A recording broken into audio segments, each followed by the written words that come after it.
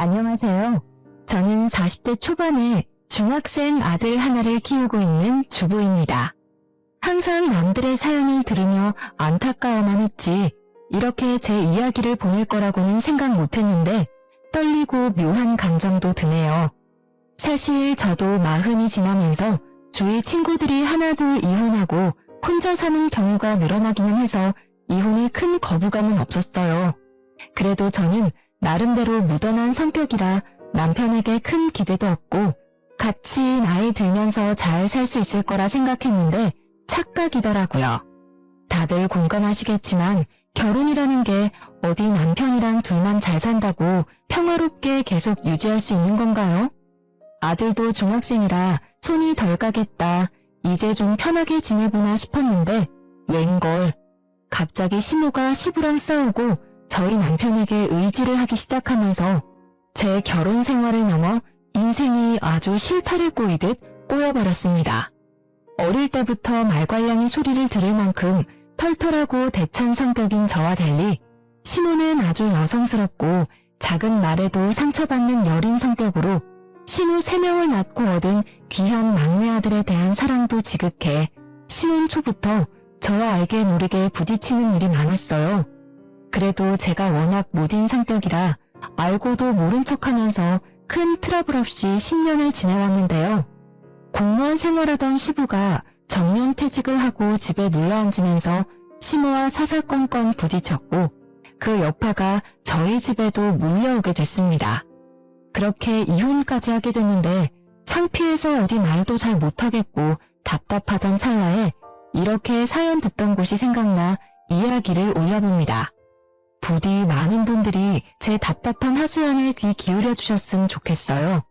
그럼 지금부터 제가 왜 이혼을 선택했는지 말해볼게요. 저는 크게 애교도 없고 뭐든지 좋게 생각하는 편이에요. 좋게 말하면 시원시원하지만 나쁘게 말하면 이용당하기도 쉬운 성격이겠죠. 그래도 인복이 좋았는지 항상 저에게 도움되는 친구, 사람들만 만났는데 가장 중요하다고 할 수 있는 남편과 시모복이 이렇게 없을 줄 몰랐습니다. 어쨌든 저와 달리 남편은 무뚝뚝한 편이기는 해도 꼼꼼하고 현실적인 성격이라 서로 살면서 보완이 되겠다 싶더라고요. 그래서 결혼했는데 이 무뚝뚝한 남편이 이상하게 시모한테만큼은 아주 다정한 딸 역할을 하는 겁니다. 맛있는 거 먹으면 무조건 우리 엄마도 데리고 와야겠다. 좋은데 놀러가면 엄마한테 미안하네 어쩌네. 항상 그놈의 엄마 하는데 아주 진절머리가 났어요. 시모라고 다를 건 없어서 단적인 예로 바리바리 반찬을 싸다 주시는데 저랑 손자 좋아하는 건 안중에도 없고 항상 남편만 좋아하고 잘 먹는 반찬 위주로 싸다 주니까 처음에는 감사하다가도 나중에는 왜 그 사람 거만 챙겨주시냐고 퉁명스레 말하게 되더라고요. 그래도 저는 좋게 그래 우리 아들이 나중에 커서 할머니랑 아빠가 서로 사이좋게 지내는 거 보고 배우면 그게 남는 거고 교육이잖아. 양아치 콩가루 같은 가족을 보고 크는 것보다는 낫지 않을까? 하는 어리석은 생각을 하면서 스스로 합리화를 했었습니다. 그런데 너무 이상했던 건 아들이랑은 이렇게 잘 지내면서 딸들이랑은 대면 했다는 거예요. 신우가 3이나 됐는데 너무 어릴 때부터 남동생만 싸고 도는 엄마를 보고 자라서인지 크게 정도 없는 것 같고 다들 자기 살기 바빠서 시모를 나몰라라 하니 시모가 더 아들에게 붙는 듯 했죠. 뭐 그래도 여기까지는 서로 따로 살기도 하고 어쩌다 한 번이니까 마음 넓은 내가 참고 넘어가자. 유별나기는 해도 저렇게 사이좋은 모자라는데 나도 우리 아들이랑 잘 지내야지 했어요. 하지만 제가 너무 안일하게 모든 걸 생각하고 방심했던 걸까요?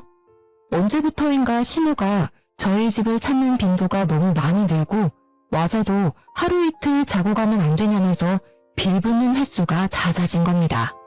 처음에는 저도 회사 다니며 먹고 살기 바쁘다 보니까 딱히 저에게 뭐 차려달라는 요구나 기대도 없고 그냥 와서 본인이 밥 해주고 가시니 크게 신경 쓰지 않았어요.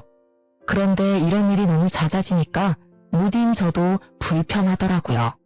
생각해보니 시부가 정년 퇴직하면서 빈도가 더 늘어난 것 같았어요. 그래서 남편이랑 신우들한테 슬쩍 떠봤더니 가부장적이고 보수적인 시부가 퇴직 후 매일 집에 있으면서 시무를 아주 들들 볶는다는 겁니다. 시무는 소녀 같은 성격이라 화초 가꾸고 그림 그릴 줄은 알아도 사실 청소하고 빨래하는 살림은 전혀 못하는 스타일이거든요.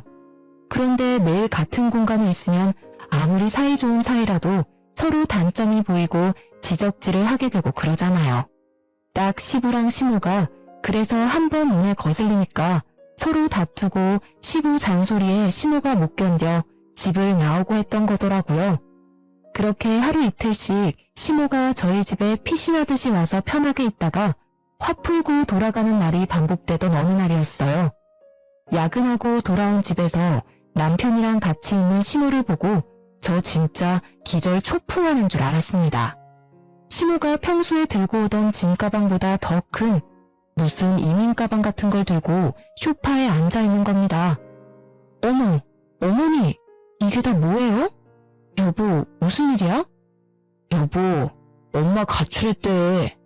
뭐? 가출? 어머니, 아범이 무슨 소리 하는 거예요?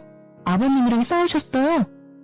어머마, 나 진짜 너희 아버지랑 하루도 같이 못 있겠다. 진짜 내가 무슨 시녀도 아니고 얼마나 나를 몰아세우는지.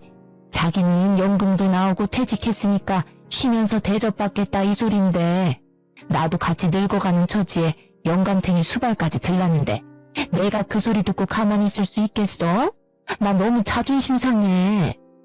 어머니, 그래도 아버님이랑 대화해서 푸셔야죠. 이렇게 집을 나와버리면 어떡해요. 아버님은 아세요? 지금쯤 막 찾고 걱정하시는 거 아니냐고요. 그 영감탱이 보는 데서 내가 짐 싸 나왔어. 걱정 마. 그것보다 내가 얼마나 수모를 당했는지 아니?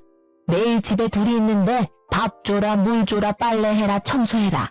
자기는 손 하나 까딱 안 하면서 아주 나를 들들 볶아대는데 아유, 나 너무 승질나서 그 집에 같이 못 있겠어. 나 당분간 여기서 좀 지내면 안 되겠냐? 네? 여보, 나랑 방에서 얘기 좀 해. 시모가 애처럼 씩씩거리며 화를 내는데 솔직히 귀에 들리지 않더라고요. 무슨 말인지는 알겠는데 그렇다고 아들 집에 이렇게 이민가방 같은 짐을 한 보따리씩 들고 오는 건 아니지 않나요? 제 상식으로는 이해가 잘 안 돼서 어떻게 반응해야 하나 살짝 고민하고 있었는데 제 눈치를 보던 시모가 제 반응을 긍정적인 걸로 봤는지 이때다 싶어 선전포고를 하니 너무 당황스러웠습니다. 바로 남편을 방으로 데리고 와서 어떻게 할 건지 따져 물었어요. 그런데 이미 남편은 마음을 굳혔는지 별거 아니라는 듯이 굴더라고요. 며칠 만이야. 엄마가 뭐 평생 우리 집에 계시겠어? 본인도 불편한데 금방 돌아가시겠지. 지금은 두 분 감정이 많이 상했으니까 조금만 챙겨드리자. 어? 아니 그런데 내가 진짜 이해가 안 돼서 그래. 내가 딸도 아니고 며느리인데 이렇게 같이 지내면 어머니도 불편하지 않아? 그리고 둘째 형님 이혼하고 혼자 계시잖아 지금. 사위가 불편해서 못 가는 거면 그 집에 가서 지내면 되지. 왜 하필 우리 집이야? 우리 엄마가 당신을 그만큼 좋게 생각하는 거잖아. 당신이 누나들보다 더 편하고 그러신 거겠지. 당분간이야. 내가 부탁할게. 어? 미치겠다. 나는 어머니 불편해. 나도 일하고 집에 와서 편히 쉬고 싶다고. 진짜 당신이 보증서 딱 며칠이야? 그 뒤에는 당신이 책임지고 꼭 집에 다시 모셔다 드려. 알았어? 그렇게 가출한 어머니는 며칠 저희 집에 머물기로 했습니다. 그런데 많은 분들이 예상하셨겠지만 며칠은 개뿔. 하루 이틀이 지나고 사나흘이 지나도 돌아갈 기미가 안 보이는 겁니다. 그 사이에 저는 또 며느리랍시고 좋게 마무리 짓고 얼른 보내고 싶어서 저녁마다 시어머니 좋아하는 잡채며 족발이며 아구찜이며 바리바리 사와서 저녁 식탁에 올려 같이 먹고 그랬어요. 한 번도 이래라 저래라 신우한테 눈치 주지도 않았습니다. 제가 아무런 기색 없이 태연하게 구니까 진짜 괜찮은 줄 알았는지 시모가 조금씩 집에 입을 대고 손을 대기 시작하는 겁니다. 어머마, 냉장고가 너무 더럽더라. 내가 그래서 싹 버릴 거 버리고 정리 한번 깨끗이 했어. 그냥 내가 심심해서 한 거니까 고맙다고 할 필요는 없다. 회사 다니는데 냉장고 정리하는 것도 일이지, 안 그래? 네? 냉장고를 정리하셨다고요? 버릴 게 없는데? 아니, 왜 버릴 게 없어? 거무튀튀하게 썩은 과일들도 있고, 그 뭐냐, 밀가루 반죽해 놓은 거는 왜 냉장고에 넣고 버리질 않니? 내가 아주 못 먹는 거 다 찾아가지고 싹 버렸다. 어머니, 그거 제가 베이킹 한다고 숙성시켜 놓은 거예요. 그거 다 버리셨어요? 아, 못 살아 진짜. 취미로 베이킹을 하고 있는데 아무것도 모르시면서 제가 냉장고에 넣어둔 재료들을 다 내다 버린 건 기본이었습니다. 여기에 항상 제자리에 뒀던 헤어드라이기나 제 화장품이 사라져서 한참 찾고 있으면 어머니가 내가 지저분해서 여기 뒀다. 여기 두는 게 더 편할 거다 하시면서 내어주시는데 진짜 이런 일이 계속 반복되니까 너무 스트레스더라고요. 결국 시모가 엉망으로 만들어 놓은 제 살림을 다시 찾아서 제자리에 넣고 정리하면서 집안일만 2배로 늘어난 기분이었어요. 어머니, 그냥 아무것도 안 해도 되니까 가만히 좀 계세요. 그게 저 도와주는 일이에요. 아니, 나는 너 편하라고 한 건데 얘 너무 섭섭하다. 어쩜 말을 그렇게 서운하게 하니? 내가 너 괴롭히자고 이런 거야? 그게 아니라요. 이렇게 자꾸 살림 건드리시면 저 너무 힘들다고요. 못 참고 제발 그냥 아무것도 안 해도 되니 가만히 계시라고 하면 눈물을 글썽거리면서 섭섭하다 이러시는데 진짜 저만 나쁜 년 된 것 같고 억울한 이 기분 아시겠어요? 그러면서 아들이 퇴근하고 오면 언제 섭섭했냐는 얼굴로 화사하게 웃으면서 하하호호 둘이서 너무 행복한 시간을 보내는데 이 꼴을 보고 있자니 가슴 깊은 곳에서 분노가 치솟기 일쑤였습니다. 그래서 남편에게 SOS를 쳤어요. 이때가 시모가 가출해온 지 일주일 정도 됐을 때일 겁니다. 퇴근 후에 남편이랑 집에 가기 전 카페에서 오랜만에 진지한 대화를 나눴는데요. 나는 더 이상 시모랑 한 공간에서 같이 못 지내겠으니까 시댁에 다시 모셔다 드리든지 친구들 집에 모셔다 드리라고요. 그랬더니 남편이 한숨을 푹 쉬면서 난감한 표정을 짓다가 도저히 안 되겠던지 자기 누나들한테 전화를 해서 사정을 이야기하는 거예요. 저는 앞에서 커피 쪽쪽 마시면서 편하게 보고 있었습니다. 그래도 남편이 아직 사리분별은 하는구나. 가정은 지키고 싶어 하네. 이런 생각을 하면서요. 그런데 전화를 끊은 남편이 이상한 소리를 하더라고요. 당신이 하라는 대로 다 말했어. 누나들이 여기로 온대. 어디? 우리 집으로? 잘됐다. 누가 어머니 모셔간대? 사실 누구든 다 상관없는데 내 생각에는 둘째 형님이 혼자 있으시니까 마음도 좀 더 편하실 테고 괜찮을 것 같은데. 무튼 너무 잘됐네. 아니, 여기 카페로 온대. 모여서 다 같이 올 건가 봐. 조금 기다리라네. 카페로? 그냥 집으로 가서 바로 모셔가도 되는데 왜 굳이 여길 와? 잠시 후 조용한 카페로 신우 셋이 들이닥쳤습니다. 평소에 별로 남매 간의 정이 없어서 명절이나 생신 때 아니면 안 만나는 사이인데 이렇게 셋이 같이 오는 걸 보니 우아했어요. 그냥 모셔갈 사람 한 명만 집으로 와도 되는데 이상하다 싶었죠. 그렇게 자리에 앉은 세 사람이 하는 말은 진짜 황당했어요. 올케, 잘 지냈어? 우리 엄마 때문에 힘들었지? 얘한테 들었어. 그동안 마음고생 많이 했다면서. 괜히 우리 아빠 엄마가 싸워서. 아유, 우리가 미안해. 아니에요. 그냥 친정엄마하고 살아도 부딪히는 일이 많은데 시어머니랑 있으니까 서로 감정도 상하고 마음이 안 좋더라고요. 그래도 이렇게 와주셔서 감사해요. 그래서 어느 분이 모셔가시려고요? 아, 그게 있잖아. 사실 우리가 생각을 해봤는데 우리들 집에 가봤자 아빠가 찾아오면 엄마랑 또 싸우고 더 안 좋을 것 같더라고. 아빠가 그래도 올케는 좀 어려워하잖아. 그래서 말인데 당분간만 좀 더 데리고 있어주면 안 될까?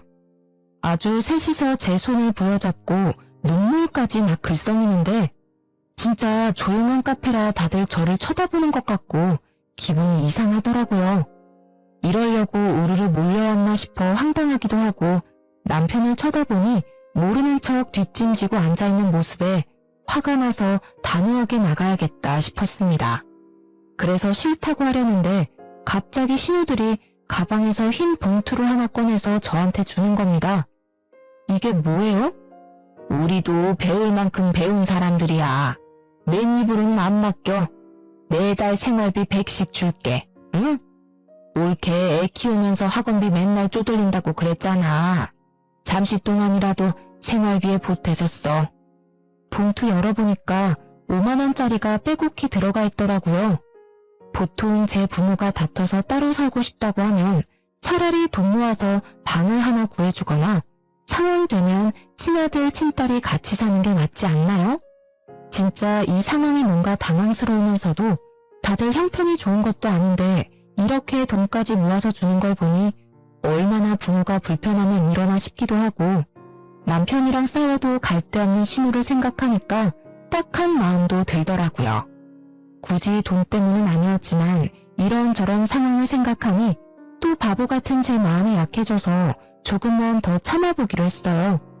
그런데 호의가 계속되면 권리인 줄 안다는 말이 저희 상황에도 적용이 되는 건지는 미처 몰랐습니다. 시모의 집안 간섭은 날이 갈수록 심해졌어요. 원래 저는 맞벌이를 하는데 살림에 관심이 거의 없는 편이라 일주일에 한두 번은 도우미를 불러서 청소 빨래를 몰아 했거든요. 요즘에는 어플도 잘 되어 있어서 경제적 부담도 예전만큼 크진 않잖아요. 그런데 대뜸 시모가 이 사실을 알고 나서 돈이 아깝다며 자기가 대신 할 테니까 도우미를 부르지 말라는 겁니다.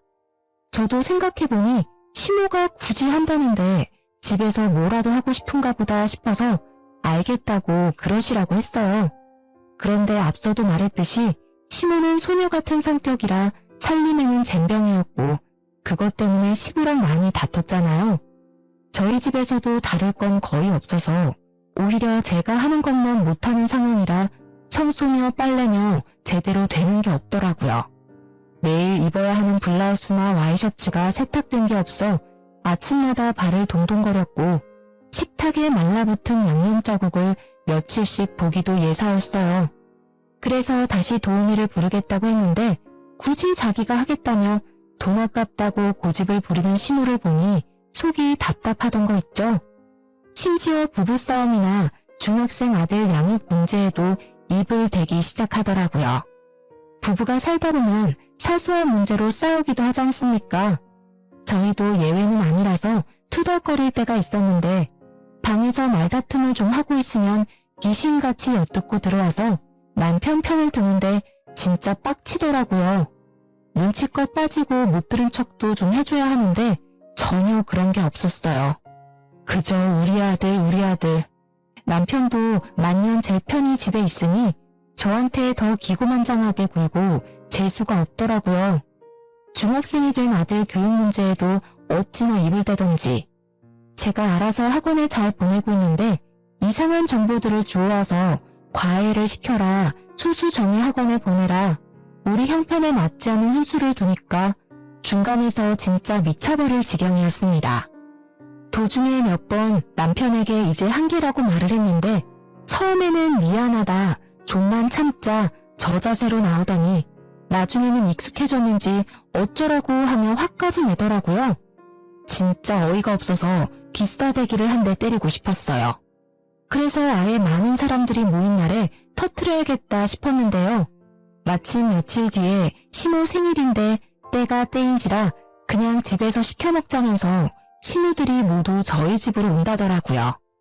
시모랑 사이 안 좋은 시부는 시모가 극구 반대해서 못 온다기에 따로 음식을 챙겨드리기로 하고 그렇게 시모 생일날이 밝았습니다.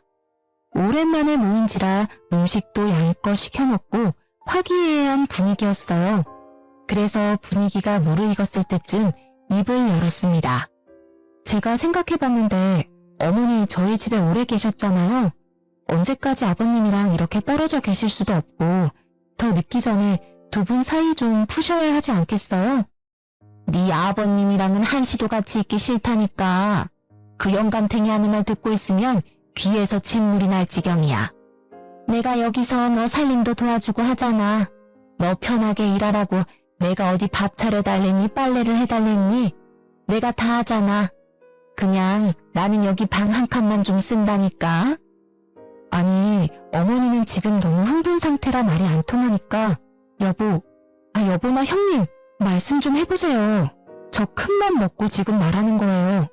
이제 어머니도 집에 가시던지 그게 영 불편하시면 좀 더 아버님이 편하게 드나드실 수 있게 형님들 댁으로 가시는 게 좋을 것 같습니다. 옳게. 우리가 전에도 말했잖아. 우리 엄마는 아빠 만나기 싫어한다니까. 근데 우리들 집에 가면 아빠가 막 찾아와서 또 난리 부릴 텐데. 옳게. 우리 얘기를 뭘로 들은 거야? 그게 아니라요. 두 분 사이 일인데 언제까지 우리가 이렇게 옆에서 지켜드릴 수도 없는 노릇이고 제가 너무 불편해서 그래요. 진짜 제가 오죽하면 이렇게까지 말하겠어요. 말하는데 묵혀둔 감정이 터져서 손발이 부들부들 떨리더라고요. 아니 사람이 좋다 했더니 대체 언제까지 다들 이렇게 책임을 미루려는지 처음부터 단호하게 싫다고 나갔어야 하는데 받아준 제가 잘못인가 싶기도 하고 왜 이렇게까지 강 건너 불구경을 하는지 이해하기 힘들었어요. 친구들에게 물어봐도 다 저보고 호구 잡혔다고 하는데 이제라도 세게 나가야지 안 그랬다가는 평생 모시고 살아야 할지도 모른다는 불안감이 엄습해 진짜 이판사판이다 싶더라고요. 더 세게 한마디 하려고 하는데 남편이 두 팔로 저를 말리는 겁니다. 그래서 남편을 획 뿌리쳤는데 그때 갑자기 어이없게 지켜보던 시모가 악! 소리를 지르면서 그 자리에 고꾸라지듯이 쓰러지는 게 아니겠어요? 순간 시모 생일상이 엎어지고 난리가 났습니다. 딸들은 깍깍거리며 비명을 지르고 지켜보던 저와 제 아들은 너무 놀라 냉수를 가져오고 팔다리 찜질을 하고 정신이 없었어요. 갑자기 벌어진 일에 진짜 가슴이 쿵쾅거리고 큰일 났다 싶더라고요. 평소 너무나 건강하던 시모였기에 당황스러움은 2배였습니다. 어머니, 괜찮으세요? 갑자기 왜 이러세요? 119 부를게요. 아, 놔둬. 올케 때문에 충격받아서 지금 쓰러지신 거 아니야. 야, 어버. 빨리 병원 데리고 가게. 그리고 너희들 엄마 짐 챙겨서 따라와. 119를 부른다는 제 말에 첫째 시모가 말리면서 남편 보고 시모를 업으라고 하더라고요. 그리고는 쏜살같이 시모를 업고 달려나가는 남편 뒤로 시모 셋이 쪼르르 따라 나서면서 저보고는 따라오지 말고 반성 좀 하라면서 으름장을 놓고 나갔습니다. 진짜 갑자기 벌어진 일에 너무 놀라 심장이 미친 듯이 뛰더라고요. 눈물이 터져서 울먹거리니 아들이 제가 우는 거 처음 봤다고 할머니 병원 갔으니까 괜찮으실 거라고 달래주는데 진정이 안 됐어요. 하필 제가 이렇게 소리치고 할 때 쓰러지셔서 혹시 잘못돼 큰일이라도 나면 다 제 탓이 되는 거라 생각이 들더라고요. 늙은 시모한테 내가 무슨 짓을 했나, 내가 조금만 더 참을 걸 하는 후회와 죄책감이 밀려오는데 진짜 지금도 그때 생각하면 울컥하네요. 그렇게 병원으로 간 시모 소식을 기다리는데 1시간이 1년 같았어요. 그래서 못 참고 남편에게 전화를 걸었어요. 여보, 어머니 어떠셔? 괜찮으시대? 아, 지금은 전화 받기 좀 그래. 일단 수습해놓고 갈게. 기다려. 왜? 무슨 일인데? 의식은 돌아오셨어? 아, 진짜 내가 너무너무 미안해. 의사는 만나봤어? 어머니 괜찮으시지? 아직 잘 모르겠고 조금 있다가 누나들이 갈 거야. 그때 얘기 들으면 될 것 같다. 남편의 화난 목소리에 가슴이 쿵 내려앉았어요. 그날 밤 신우들이 다시 와서 이야기 좀 하자고 하더라고요. 형님, 어머니는 좀 어떠세요? 병원이 어디신데요? 저도 가봐야 하지 않겠어요? 아, 진짜 너무 걱정돼서 미치겠어요. 옳게. 다행히 평소에 건강하고 일찍 병원 가서 괜찮다는데 스트레스가 심해서 당분간 안정 취하면서 좀 편하게 있으라더라. 아, 진짜 늙은 우리 엄마 불쌍하지도 않아? 우리가 오죽하면 그렇게 부탁을 했겠어. 근데도 그렇게 화를 내니까 스트레스 받아서 늙은이가 쓰러지지 안 쓰러져?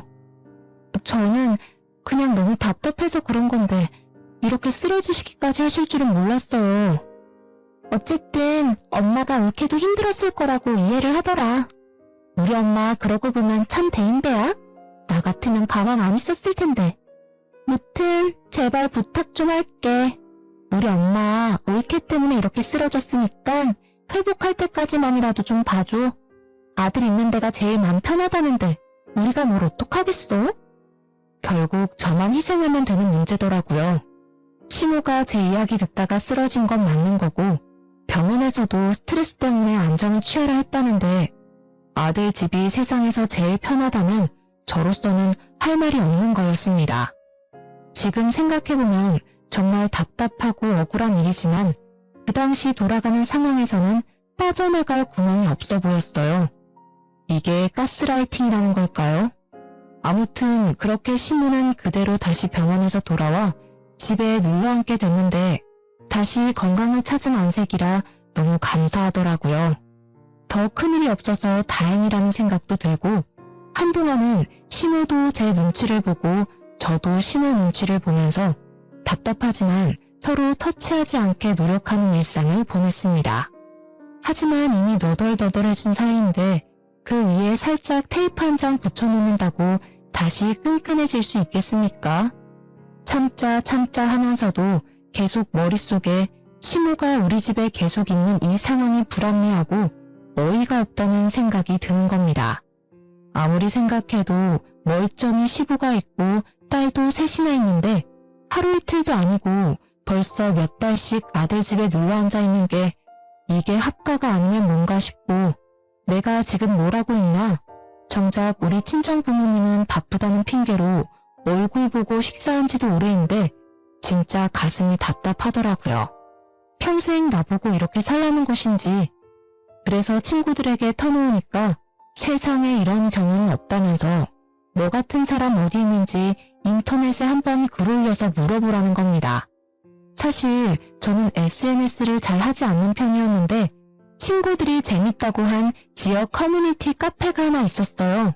가입해놓고 눈팅만 하고 있었는데 여기서 정보도 많이 얻고 요즘 살아가는 재밌는 이야기도 많이 보고 했거든요.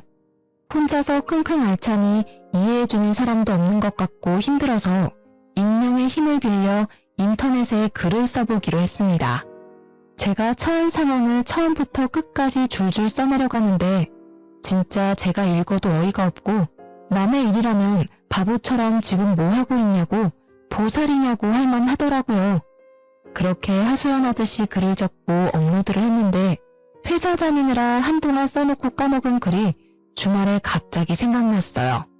그래서 댓글이 몇 개나 달렸으려나 조회수는 있으려나 하고 들어가 봤는데 웬걸 수백 회가 넘는 조회수에 댓글도 수십 개가 달린 겁니다. 이게 무슨 일이지 싶어서 살펴봤더니 다들 호구 잡혔다면서 세상에 이런 뻔뻔한 시모랑 신우들이 어디냐면서 방송에 제보하라고 다들 제 편을 막 들어주더라고요. 뭔가 위로받고 공감받았다는 생각에 이래서 사람들이 인터넷에 글을 쓰는구나 이해가 될 정도였어요. 제가 성격이 털털하다 보니 이런 이야기를 친구들에게 해도 네가 왜 그러고 사냐고 이해를 잘 안 해주더라고요. 그래서 참 감사하다는 생각을 하면서 사이다 후기는 없다고 답글을 남기려는데 쪽지함에 못 보던 쪽지가 하나 와 있더라고요. 원래 그런 거 잘 안 보는데 그날은 이상하게 보고 싶었어요. 그래서 열어보니 카페 회원 한 명이 묘한 이야기를 하더라고요. 자기가 아는 사람이 이렇게 옳게 참교육시켰다고 자기한테 자랑삼아 해준 이야기랑 너무 똑같은데 혹시 신우랑 남편이 시모랑 짜고 친 고스톱일 수 있다면서 한번 알아보라는 겁니다. 처음에는 무슨 이런 뚱딴지 같은 소리가 있냐면서 무시하려고 했어요. 그런데 몇 날 며칠을 생각해도 찝찝하더라고요. 생각해보면 멀쩡히 건강하던 시모가 갑자기 쓰러졌는데 그 뒤로 병원 한번 가보자고 하면 극구 사양하는 거나 남편이랑 신우들 모두 그 이야기를 꺼내지 않는 거나 시모가 오히려 더 건강히 활동하는 것 등등 다 이상했어요. 그러면서도 마음 한켠으로는 내가 지금 쪽지 하나 보고 무슨 상상까지 하는 거냐면서 죄책감도 들더라고요. 그래서 잊으려고 했지만 도저히 머릿속에서 사라지지 않았습니다. 이렇게 그냥 묵혀두면 또 나중에 이상하게 터질 것 같았고 믿져야 본전이라는 생각에 신우랑 남편을 한번 떠보기로 했어요. 그런데 제가 또 영화나 드라마를 많이 봐서 그런지 한 명씩 떠보면 꼭 말을 맞추거나 제가 또 수싸움에 밀릴 것 같은 거예요. 그래서 한자리에 모이게 해야겠다는 생각이 들었습니다. 여보, 형님들 주말에 우리 집에 초대하면 어때? 갑자기 왜? 무슨 날이야? 아니, 그냥 그때 갑자기 집에 돌아가신 것도 그렇고 좀 마음이 찝찝해서 내가 음식해서 이번에 좀 대접해 드리려고 어머니도 만난 거 보양식 좀 드시면 좋을 것 같아서 죄송해서 그래. 이제 반성을 좀 한 거야? 진작에 그렇게 엄마랑 누나들이랑 잘 지내면 당신도 마음 편하고 좋았잖아. 진작 그러지. 알겠어. 내가 다 불러 모을게. 여보세요? 큰 누나. 누나들 다 이번 주말에 시간 되지? 다 같이 밥 먹자. 주말이 되어 저희 집에 또 신우들이 다 모였어요. 저는 이왕 준비하는 거 상다리 부러지게 이것저것 많이 준비해서 올리고 술도 곁들이려고 거금 투자에 주안상까지 차려놨습니다. 어머, 옳게. 뭐 이렇게 많이 준비했어. 아니래도 되는데. 아니에요, 형님. 제가 그동안 좀 섭섭하게 했었죠. 이제라도 이렇게 맛있는 거 많이 먹고 형제 자매끼리 친하게 지내고 해요. 어머니도 제가 죄송했어요. 아버님이랑 일도 속상하셨을 텐데 저까지 이렇게 마음 불편하게 해드려서 죄송해요. 말이라도 그렇게 해주니까 내가 좋다. 내가 그동안 말을 안 해서 그렇지 너 때문에 눈치 보고 마음고생하느라고 살이 쏙 빠졌어. 아유, 엄마. 무슨 말을 또 그렇게 해. 다 지나간 일인데. 앞으로가 중요하지. 잘 먹을게, 옳게. 먹어. 저 때문에 마음 상했다면서 눈물을 훌쩍거리려는 시모에게 정이 떨어질 지경이었지만 꾹 참았습니다. 남편이랑 신우는 이런 제 마음도 모르고 음식 맛있다면서 쩝쩝거리면서 술 마시고 노느라 정신이 팔렸더라고요. 시모는 제가 차린 상으로 자기 자식들 잘 먹는 거 보니까 흐뭇한지 혼자 있는 시부 생각은 아랑곳 없이 너무 잘 웃으며 있었고요. 이 기괴한 상황에 더 참을 수 없어서 술 기운이 모락모락 오를 때를 기다려서 궁금하던 걸 마구 물어봤습니다. 제일 먼저 타겟은 술 취해서 물 마시러 부엌으로 나온 남편이었어요. 근데 여보, 그날 어머니 쓰러지셨을 때 말이야. 어느 병원에 가셨어? 갑자기 좋은 날에 그 일은 또 왜 꺼내? 아니. 요즘 어머니 기력도 떨어지신 것 같아서 한번 물어보려고. 그날 일이 연관 있는 건지 궁금해서 말이야. 그날 아마 여기 앞에 의원에 가셨지. 에이, 그런 거 신경 쓰지 마. 괜찮아. 자기가 업고 뛰어갔는데 어느 병원인지 정확히 말 안 하고 얼버무리는 남편이 너무너무 이상했어요. 뭔가 촉이 딱 오는데 확인하고 싶더라고요. 남편이 소파에 뻗자마자 제일 리더격인 첫째 신우에게 말을 걸었습니다. 형님, 저 궁금한 게 있는데요. 어머니 그날 쓰러지셨을 때 어느 병원 가셨어요? 그건 왜 갑자기? 궁금해서요. 그때 차 타고 큰 병원 갔지. 그렇게 노인네가 갑자기 쓰러졌는데 큰 병원 가야지 조그만 데 가서 되겠어? 스트레스에 엄청 약하대. 이제 스트레스 안 주게 다들 노력하자고, 응? 아까 아범은 여기 앞에 의원 갔다고 하던데요.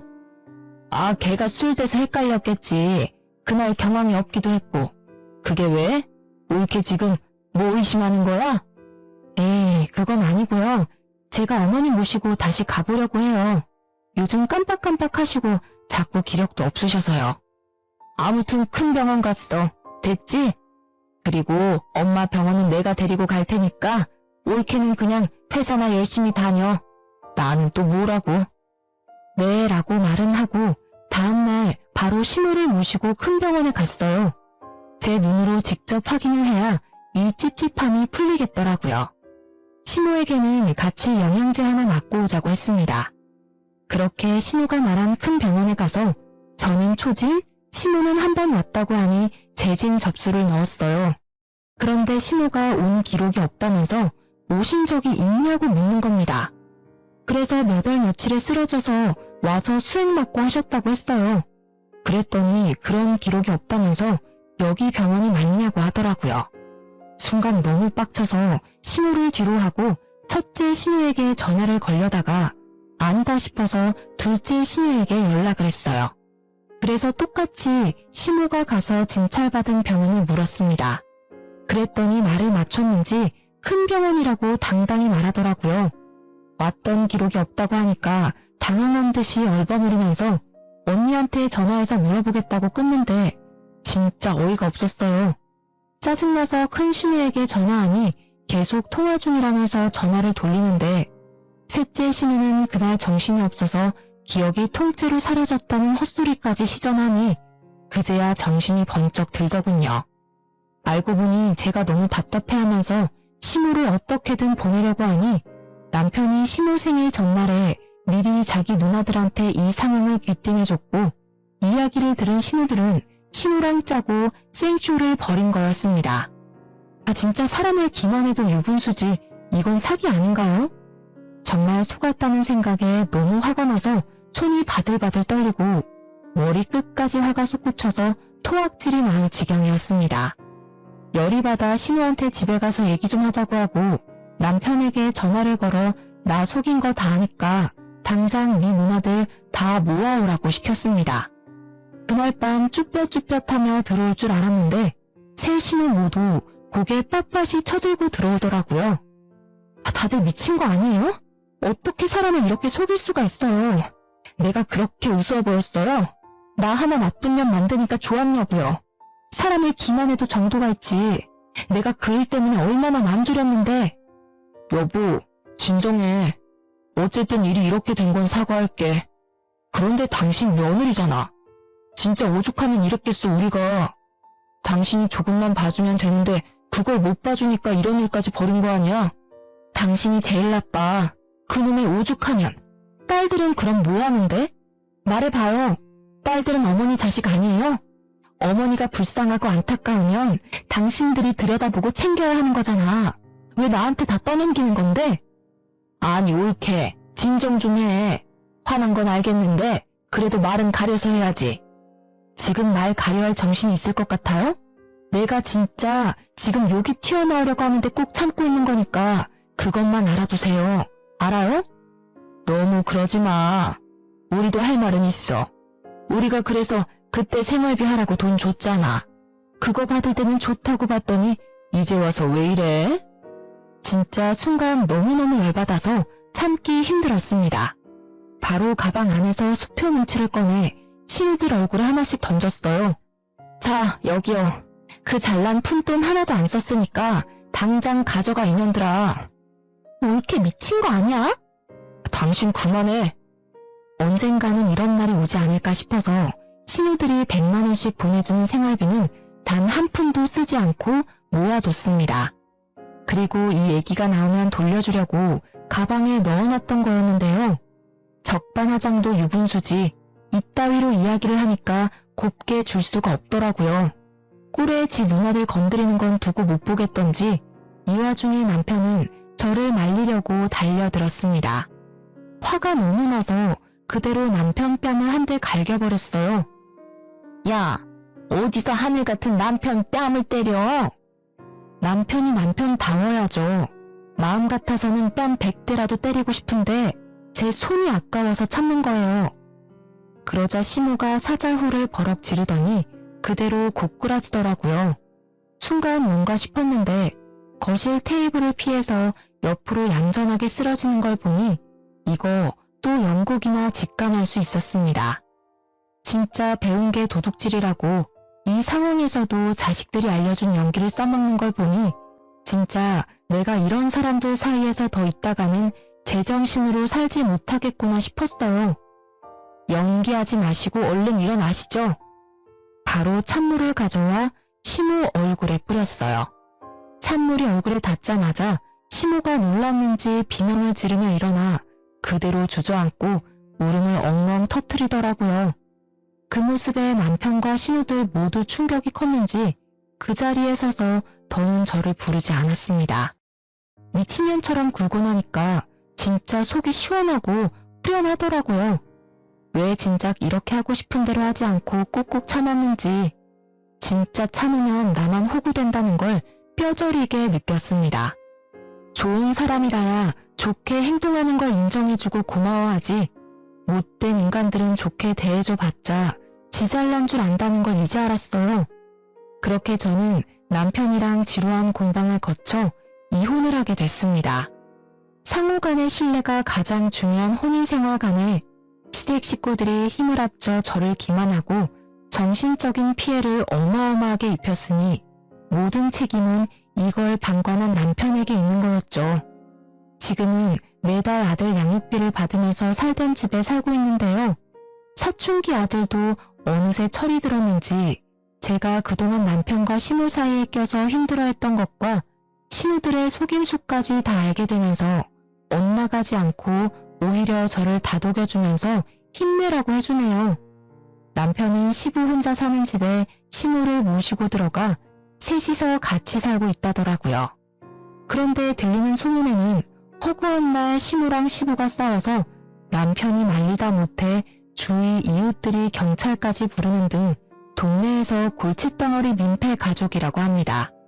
그래서 남편이 회사에서도 일하는데 지장이 있고 이웃들 보기에도 쪽팔려서 먼 동네로 이사를 하고 이직을 생각하고 있다더라고요. 여전히 신우들은 강 건너 불구경하고 있고요. 그래서일까요? 이혼한 지 꽤 됐는데 여전히 남편이 틈틈이 연락이 옵니다. 유지는 시모랑 시부를 황혼 이혼시키고 자기도 이제 더는 부모님에게 손을 뗄 테니 다시 재결합해서 우리끼리 잘 살아보자는 이야기였는데요. 차단을 하고 소송한다고 이야기를 해도 못 견디고 자꾸 연락이 오는데 저는 절대 재결합할 생각이 없습니다. 지금은 회사 열심히 다니고 이제 곧 고등학교 올라갈 아들을 어떻게 뒷바라지 해주고 잘 키울까만 생각하고 있어요. 휴가 때 아들이랑 해외여행 가려고 알아보고 있는데 퇴근 후에는 친구들 만나 술도 한 잔씩 하고 주말에는 등산도 가고 명절에는 집에서 사나흘씩 쉬는 지금의 생활이 너무 만족스럽고 편하거든요. 다시 그들과 엮인다면 지옥불로 뛰어드는 거라는 생각이 들어요. 이혼을 겪으면서 진짜 왜 나에게 이런 일이 생겼지라는 생각을 많이 하고 우울하고 속상한 감정도 많이 느꼈는데요. 생각해보면 다 좋게 좋게 넘어가자고 합리화하지 말고 처음부터 아닌 건 아니라고 얘기했으면 어땠을까 싶어요. 그랬다면 이런 수모는 안 겪었을 텐데 아쉽기도 합니다. 그래도 이제라도 뻔뻔하게 빌붙는 시모와 신우들, 그리고 우리 엄마 하며 자기 부모밖에 모르고 아내를 방치하는 남편, 비정상적인 그들에게서 벗어날 수 있어 다행이다 싶습니다. 저처럼 가스라이팅 당하는 분들 있으시다면 좋게 좋게 넘기지 마시고 부디 빠르게 이혼하여 탈출하시기 바랍니다. 그럼 이만 제 이야기는 여기서 줄일게요. 모두 건강하고 행복하세요.